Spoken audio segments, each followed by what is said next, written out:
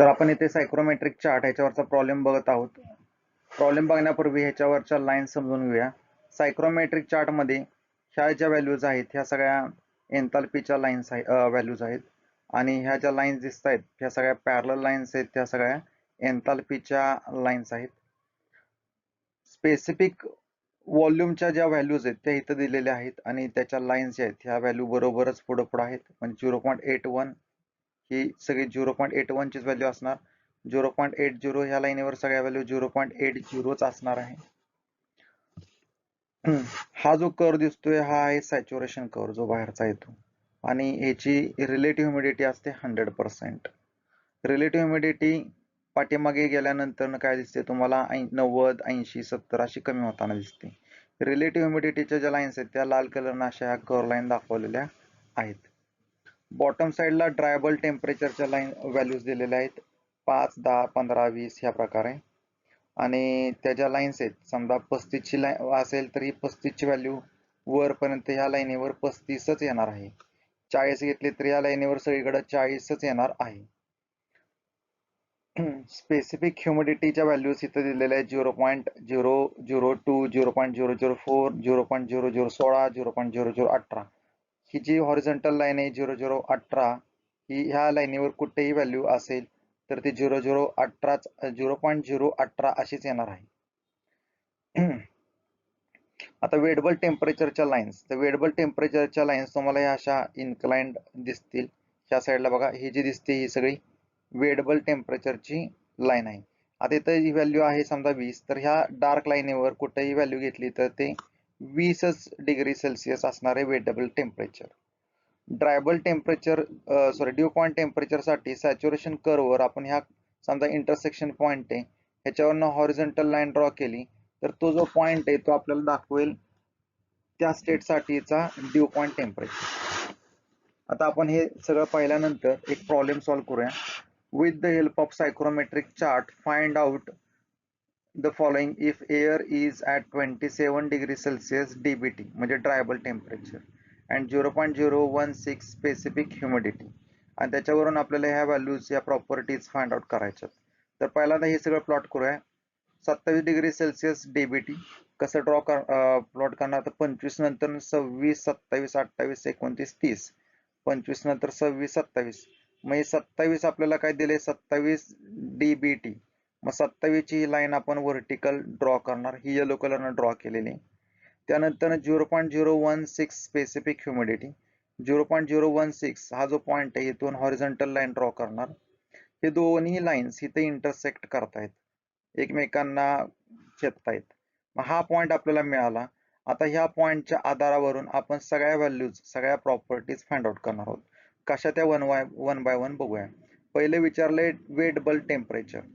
Wettable टेम्परेचरच्या lines मागाशी सांगितले ह्या ज्या इन्क्लाइंड लाईन आहेत त्या सगळ्या काय आहेत वेटेबल टेम्परेचर.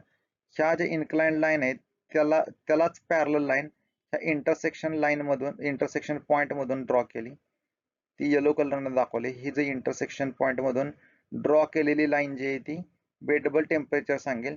त्याची व्हॅल्यू आपल्याला सॅच्युरेशन कर्ववर मिळेल. तर इथं व्हॅल्यू दिलेली नाहीये. इथं काय केलंय 20 नंतर डायरेक्ट 25 घेतलंय. मग ही व्हॅल्यू कशी काढणार तर 20 नंतर बघा ही जी हिरव्या कलरची लाईन दिसते तुम्हाला ही 21, 22 आणि पुढची 23. 23च्या जस्ट अगोदर आहे त्यामुळे 22.9. पुन्हा एकदा बघा इथं 20 दिलेलं आहे, 20 नंतर इथं 21, 22, 22 नंतर 22.1, 2, 22.3, 22.4, 22.5, 22.6, 22.7, 22.8, 22.9 आणि नंतर येईल 23. 23 नंतर ही 24 आणि फायनली 25. आपला आन्सर किती आहे 22.9. तर 22.9 वेटेबल टेम्परेचर. नेक्स्ट आहे रिलेटिव्ह ह्युमिडिटी. इंटरसेक्शन पॉइंट मधून हा जो रिलेटिव्ह ह्युमिडिटीची जो कर्व आहे त्याला पॅरलल लाईन ड्रॉ करा. तर तुम्हाला असं दिसेल की हा जो कर्व आहे तो 70 वर जातोय. इथं इंटरसेक्ट केलाय 70 लाच, त्यामुळे आपलं डायरेक्ट आन्सर मिळून जाईल relative humidity 70%. Due point temperature. Dew point temperature साठी हा जो इंटरसेक्शन पॉइंट होता तिथून हॉरिझॉन्टल लाईन ड्रॉ करणार आहोत. आता ही लाईन ड्रॉ केल्यानंतर आपल्याला ह्याची व्हॅल्यू काढायची.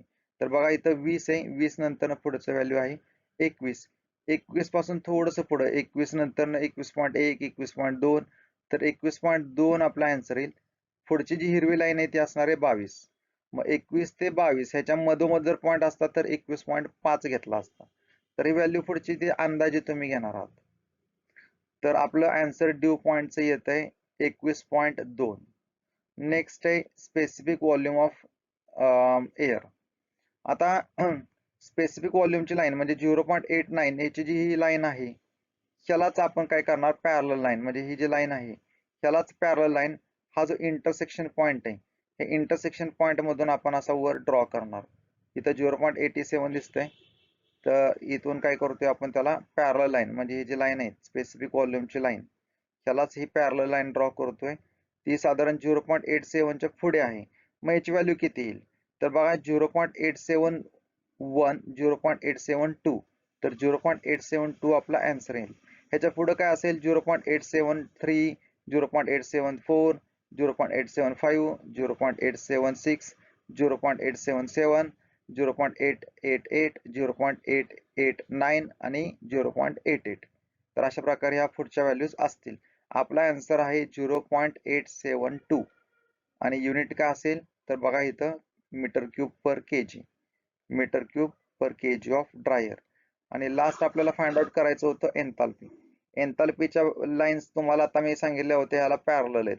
तर इंटरसेक्शन पॉइंट मधून ह्या पॅरलल लाईनलाच लाईन ड्रॉ केली जी ब्ल्यू कलरची लाईन आहे तर ती इथं येते.